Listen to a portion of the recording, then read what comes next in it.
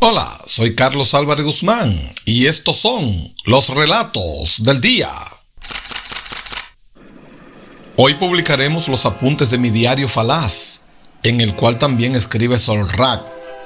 El diccionario es atemporal y multirreal, es decir, lo que se dice puede ser producto de la realidad, la ficción o lo onírico, razón por la cual carece de fechas, horas y lugar.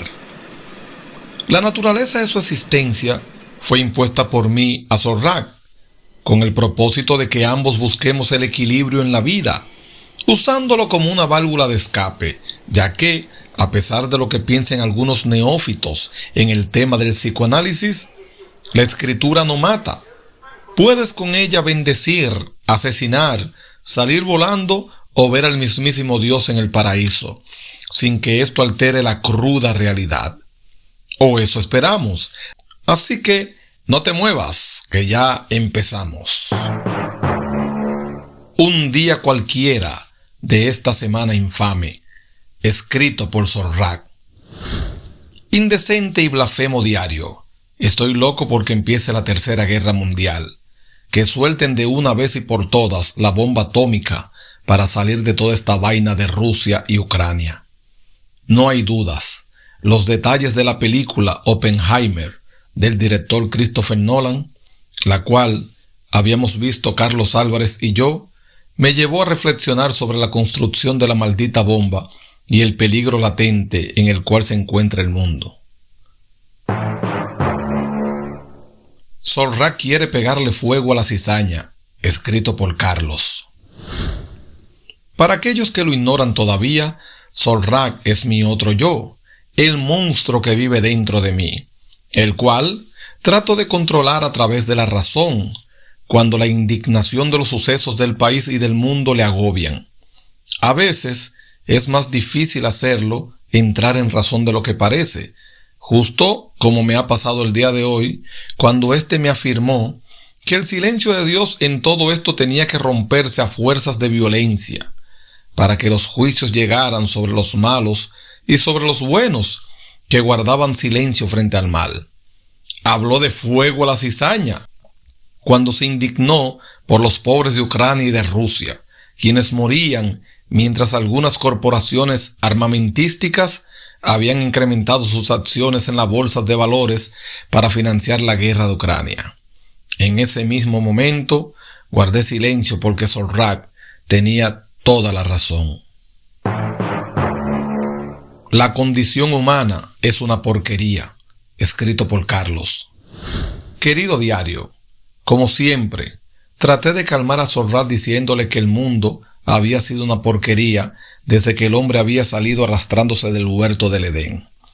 Le dije que a pesar de sus deseos, nadie quería morirse, mucho menos yo, así que le pedí, por mi salud, que bajara la retórica en cuanto a la Tercera Guerra Mundial, ya que yo quiero ver a mis hijas y a mis nietas desarrollarse en el mundo antes de partir. No siempre estaba en nuestras manos opinar o ayudar a alguien o no. Mi respuesta, evidentemente, le molestó mucho. Definición de la palabra amistad, escrito por Solrak. Imbécil y descarado diario que almacenas estas porquerías que el tiempo se llevará. El diccionario del diablo de Ambrose Bierce tenía razón cuando definió la palabra amistad como un barco para dos en aguas calmadas, pero para un solo tripulante en aguas turbulentas. Creo, sin embargo, que le faltaba algo a esa definición, algo de maquillaje o de simulación. Toco este tema a colación de la guerra, ya que la definición de amistad es un espejismo que intentas tocar cuando te acercas, pero luego compruebas que no hay nada. Entre comillas, las naciones eran amigas, a menos que estuvieran en guerra. Sin embargo, ¿de qué servía un amigo si no abogaba por ti en medio de la desgracia? Muchas naciones decían que estaban en medio de la guerra de Ucrania para apoyar, pero en el fondo lo que estaban era sacando beneficios, como el petróleo barato de Rusia o algún que otro barco lleno de trigo de Ucrania a precio muerto. A todo esto, cuando lo escribí, Carlos Álvarez se quedó callado, el muy imbécil. ¿Qué son los políticos? Escrito por Carlos. Querido diario, luego de meditar por más de una hora los argumentos de Sorrac, traté de hacerlo razonar, yéndome al principio de lo que constituía la política. Le dije que, para superar la angustia de la existencia y la falsedad de esta era cínica, había que admitir lo que había dicho Friedrich Nietzsche en su majestuosa Biblia de mentira y verdad en sentido extramoral, cuando aseguró que los hombres débiles desarrollaban la ficción como un método de supervivencia, o sea, en el teatro de la falsedad, porque la realidad era cruel con los hombres débiles que habían nacido sin colmillos. Le dije que paradójicamente casi todos los políticos eran hombres débiles que se habían escondido en la ficción de los discursos para ganar el poder, pero en la verdad de la vida, una vez que lo adquirían, eran capaces de soltar una bomba, como vemos que ha prometido el presidente Putin si las cosas no le favorecen, ya que habían pasado de la ficción a dirigir un ejército, y eso era peligroso. En esta ocasión, quien guardó silencio fue el mismísimo Sorrac. Fuego a la cizaña, escrito por Sorrac. Lúgubre diario. Hoy me puse a llorar por los niños de Ucrania. He visto en los noticieros de la guerra a varios niños muertos como resultado de las batallas entre Rusia y Ucrania. Mientras los verdaderos árbitros del mundo, como son el caso de la Iglesia Universal, ya sea católica, musulmana, evangélica o budista, seguían adorándole a Dios y yéndose en gloria en todos sus servicios litúrgicos. En vez de esto, llamaron luto mundial y señalar a los culpables, justo como lo habían hecho Jesucristo ante sus disidentes o Juan el Bautista ante Herodes. Cuando yo gobierne el mundo, no habrá misericordia para ellos. Decretaré el día de fuego a la cizaña. Las únicas guerras que se han ganado, escrito por Carlos. Querido diario, ¿qué puede hacer un tipo como yo en esta selva del posmodernismo, donde las únicas guerras que el hombre ha ganado son el feminismo radical, los chicos o chicas LGBT y la posverdad, porque ya no existe la verdad? Dime, ¿quién soy yo para detener o ayudar en la guerra de Ucrania? A mucha suerte, sería peor que Juan el Bautizador, una voz que clamaba en el desierto, que inexorablemente conseguirá justo lo que le pasó a Juan por moralista, que alguien pidiera mi cabeza para mandarme a los quintos infiernos, perdón, al paraíso.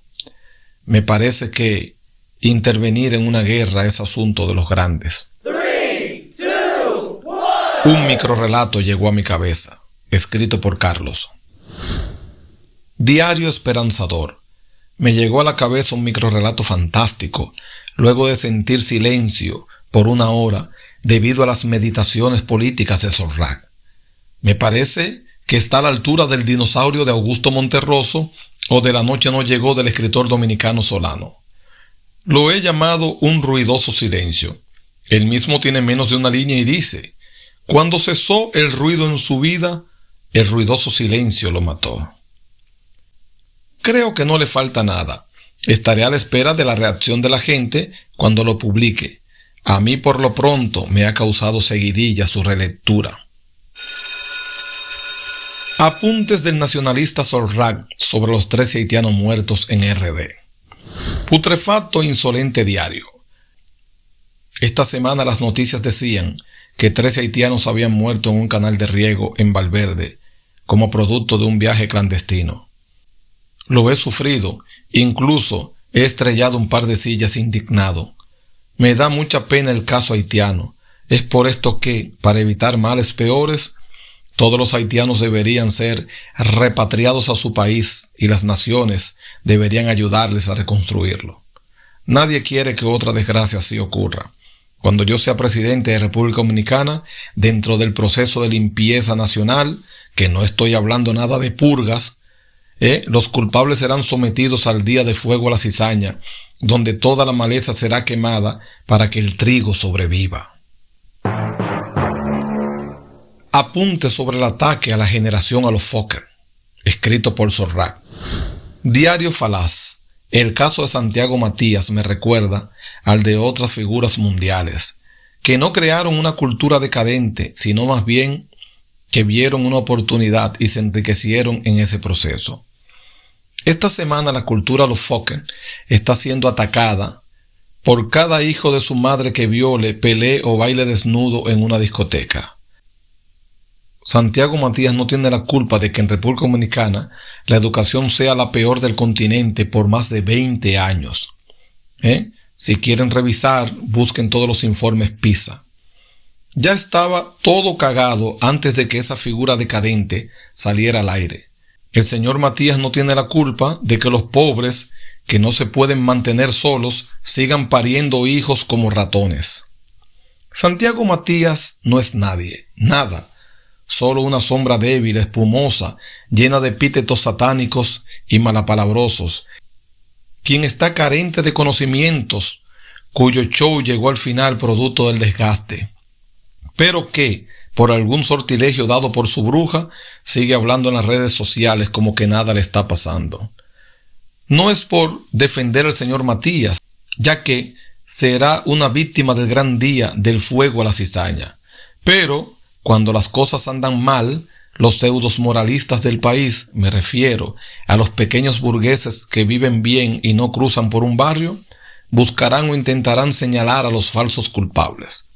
Espero que a Santiago Matías no le echen la culpa de los 13 haitianos muertos en Valverde o de la creación de la República Dominico-Haitiana, proyecto que está casi terminado por esta administración, que ha dejado pasar al país, gracias a nuestro Ministerio de Defensa, más de 4 millones de haitianos. Y eso fue todo en este diario falaz. Gracias por escuchar los relatos del día.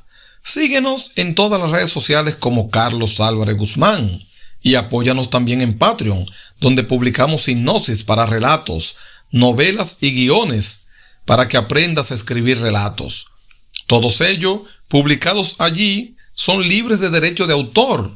Y según el nivel que hayas elegido podrás tener acceso a todos mis manuales y mis libros. Recuerda, escribe y narra, porque la vida es un relato infinito del que ya formas parte como actor.